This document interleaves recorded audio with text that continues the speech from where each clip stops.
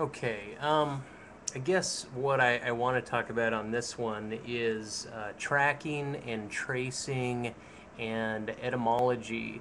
And I don't really have an agenda or a direction with this one other than to say that the gaps between words, the distinctive stopping and starting markers of a word, either ones that you're reading. I mean, the eyes are static. It inhales everything at once, but it only has a certain degree of focus. And that's where we tend to say that it's best to read a book is right where your eyes are able to focus on that text, and then you move it along. Some people try to speed read and they pick it up. But phonically, everything's going you at the speed in which you're hearing my speaking tone. So the track is the inflection and the absence, and then the next inflection of the next word, and or that's the trace of this word, where this word textually could have been erased but leaves an evidence of itself on the paper. You can write over it. It doesn't mean that you've removed it from the visual sight entirely. It just means that you've added something on top of it. So then you get a palimpsest.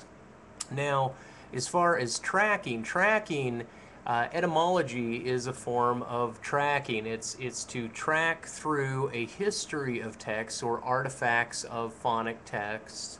I mean, some people were testing pots to see whether or not the pot makers had left voice sounds initialized in that. So anything like a phonograph, anything that's etched or in the digital age, anything that functions as an artifact of the phone of language or the speaking can also be traced. But generally, etymology is found through text tracking, looking at first use, looking at meaning of a word, or looking at its roots or how it was segmented before it was conglomerated or made into junctions and conjunctions, and then that somehow the history of a word inflates the present form of the word, the subject of the word, or it can disclose a distinction.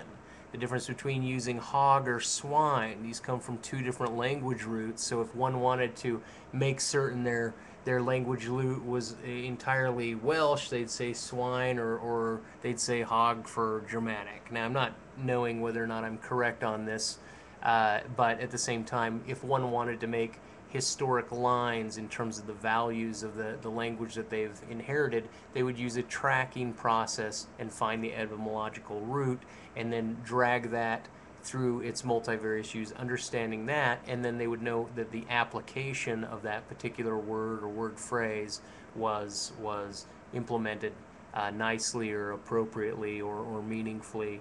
And now this brings up diachronesis or diachronics. Now, synchronic events are events like my hand moving across my mouth when I say the word mouth.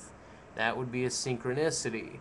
Okay, it's a synchronicity of the world and the words, or multiple words or multiple data happening within a synchronicity, and or within a conversation, within what we would call a conversation, or within what we would call a paragraph of my speaking, or just a sentence. Okay, and then so there's synchronicity, which is happening at the present moment, but diachronics is referencing that meaning back then and a use outside of the current complex of the uses, the current complex of grammatical structures, but importing it and noting the difference. So there is a difference, but there is a similarity, another distinction. This one's a timely distinction, so it's that which is happening, dia too, but it's chronic, but it's not happening sympathetically to the other event, so it's diasynchronic. So it's happening in time. Anyway, we're diachronic. Anyway, where I wanted to go with this is that the multiplicity of cases of language are conventionally, I could say, are finite, meaning one can argue the infinite natures of them, but In order to have a triangle, one must have at least 3 points and at least 3 lines. Now, I can speak about a triangle, and you can comprehend a triangle, and you can draw it out and represent it, and you can say, if I say, is this a triangle, you would say perhaps not. But my point here is not about triangles. My point here is about what it means to frame an occurrence so that one is able to recognize a common, similar, and focused upon reoccurrence. If one types with one font the word dog and then they use another font to type the word dog, that particular and then said, what's the difference between these two? The person seeing it should note that this is a font difference, not a sign to what is being signified as being two different signifieds. It's still the same signified, but the font difference is different. So even within the multiplicities of grammars and rules that one could import in order to ground or orient their claims, there is focal possibility until and unless one is importing what William Burroughs brings out, which is called the cut-up technique. Now, this is where you're going to implement a series of texts that seemingly have no connection, and they could be randomly generated and not following any verb, noun, object, or any structure conventionally by necessity, and yet one might be able to start implementing fragments off of this randomly generated and placed together text such that it generates an imaginative idea or a creation, a meaning that is not sensible to the world.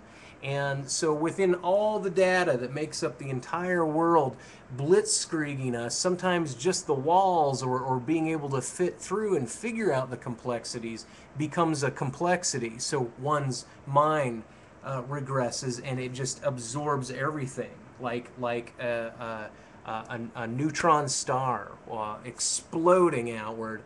This is a personality who allows all static, all data to come together and create its own reality just based on how the body is or how the mind, how the psychology wants to treat the data. Okay, now this opens up arguments for what is possible within the subjective mind, what it is what one can speak of, and quite frankly, my channel has been filled with underlying tonalities of different mixing motifs as to present a meaning to somebody that might come across me and have a similar background, or just an influence. So I bring in a cut-up technique, I'm bringing in some motif, there are some angles, there are some things I'm trying to import that are sensical, but then a lot of it functions as what it is that is possible within structured subjective dialogue, meaning where one just embraces the data without grammatical need, without the need of applying the grammar, and or where one can lose themselves within the language and then find meaning out of the scraps, so to speak.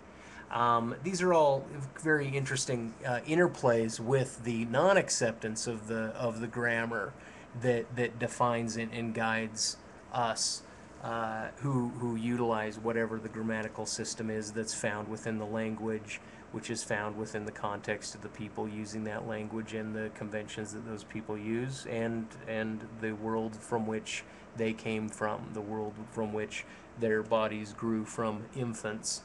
And keep in mind, an infant cannot give birth to another infant. There is maturation in our physiology as well as in our language. So now I guess the next topic is the root of the language itself. So here I go